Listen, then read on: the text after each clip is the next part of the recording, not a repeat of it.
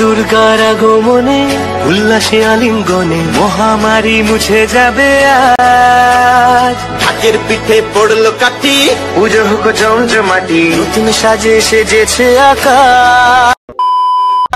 তো গাইস কেমন আছে সবাই? আশা করি সবাই হচ্ছে ভালো আর ভালো থাকতে হবে। বিকজ তোমরা আমার ট্রাভেলিং এখানে নিখিলা চা বিশ্বম্বর কিন্তু মাত্রা একটু তাড়াতাড়ি এবার চলে এসেছি পুজোর ভিডিও করতে, কারণ সেপ্টেম্বরে এবার দুর্গা পুজো। আর তো সেপ্টেম্বরের 1 তারিখে আই থিঙ্ক সেপ্টেম্বরের মাঝামাঝি যে পুজো স্টার্ট করছি পঞ্চমী। আর প্রত্যেকবার জানো উইলিয়াম কাকুর থেকে ইন্টারভিউ নেবো, আর প্রত্যেকবারই জানো যে মহালয়ার দিন প্রত্যেক বছর কল্যাণী আইটিআই পুজো স্টার্ট হয়। আর নদীয়া জেলার মধ্যে আমি বলি, আমি মনে করি সবথেকে বড়ো পুজো কলকাতায়, এমন কলকাতাকেও টেক্কা দেয়। কলকাতা কিছু কিছু বড়ো পুজোকেও টেক্কা দেয়। পশ্চিমবঙ্গের বাইরে, দেশের বাইরেও এখন এই কল্যাণী আইটিআইয়ের নাম আছে। তো চলো ভিডিওটা দেখো, কিছু সিনেমাটিক এনজয় করো, আর উইলিয়াম কাকুর থেকে ইন্টারভিউ নেবো, ভিডিওটা দেখো।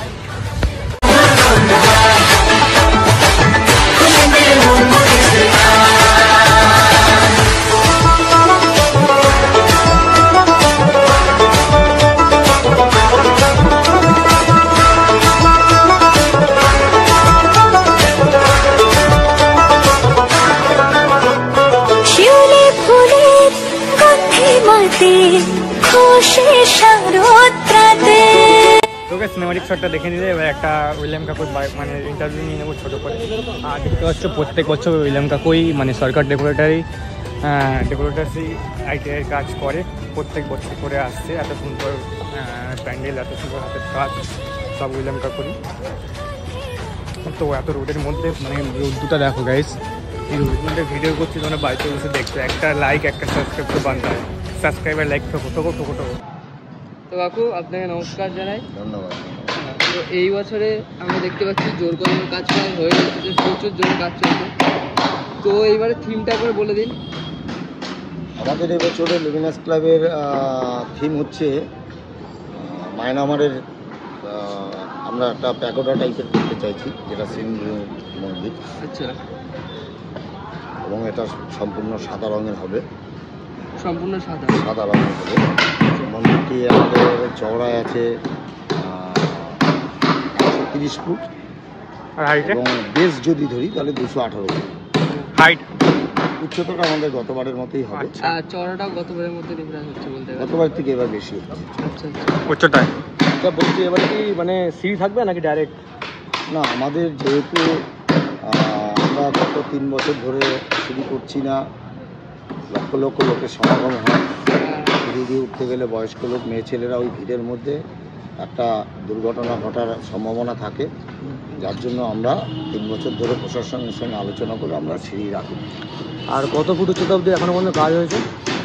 এখন 80-90 ফুট উঠেছে। এখন 80-90 ফুট উঠেছে, এখনো প্রচুর, তার মানে বাড়বে।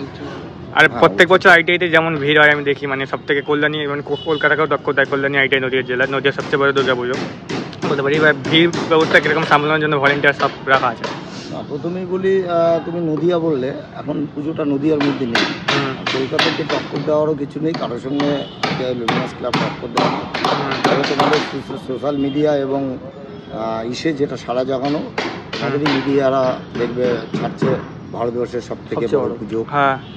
তো আমাদের এটা নদীয়া নয়, কলকাতা নয়, এটা ওয়েস্ট বেঙ্গলের বাইরে এবং ভারতের কাছে এখন বিখ্যাত পুজো। এইটুকু সেই জায়গাটা সম্মান আইটিআই লুমিনাস ক্লাব রাখতে পেরেছে। আশা রাখছি গতবারের রেকর্ড এবছর ভেঙে যাবে, কারণ আমরা প্রচুর ভিড় হবে। তাহলে এবার কি আরো আগে আমরা উদ্বোধন দেখতে পারবো? উদ্বোধনটা আমাদের ওই মহালয়ার দিনই টার্গেট থাকে। মাননীয় মুখ্যমন্ত্রী ভার্চুয়াল উদ্বোধন করেন, ওটা একদিন আগে এবং পরে হতে পারে, ওটা পরে আমরা জানিয়ে দেবো। আচ্ছা বলছি, ভারতের বাইরে এই এত বছর যে পুজো হয়েছে, ভারতের বাইরে কোন কোন দেশ থেকে লোক আসার সম্ভাবনা আছে, বা কোনো দেশের লোক আসে? আমরা তো সবাই তো পরিচয় দেয় না এত লোকের মধ্যে, তবে আমাদের কল্যাণীতে যতগুলো গেস্ট হাউস, হোটেল, এগুলো অনেক আগে থেকে বুক হয়ে যায়। যেমন বাংলাদেশ থেকে তো আসেই, আরও বিভিন্ন জায়গা থেকে, ভারতবর্ষের অন্য অন্য রাজ্য থেকে আসে। এসে তারা একদিনের জন্য থেকে তারা পুরো দর্শন করে, মণ্ডপ দর্শন করে তারপরে যায়।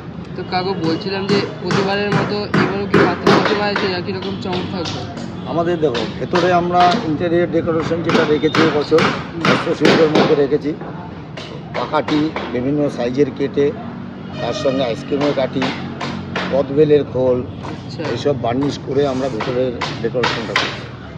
বাইরে থাকছে আমাদের প্লাই, ফাইবার, তার সঙ্গে আমাদের সাদা রং হবে। সামুদ্রিক ঝিনুকের কোনো কাজ নেই তো এবারে? না, এবার ঝিনুক নেই, যেহেতু গতবার ঝিনুক হয়েছে। আর দেবীর মূর্তি, আমাদের মায়ের মূর্তি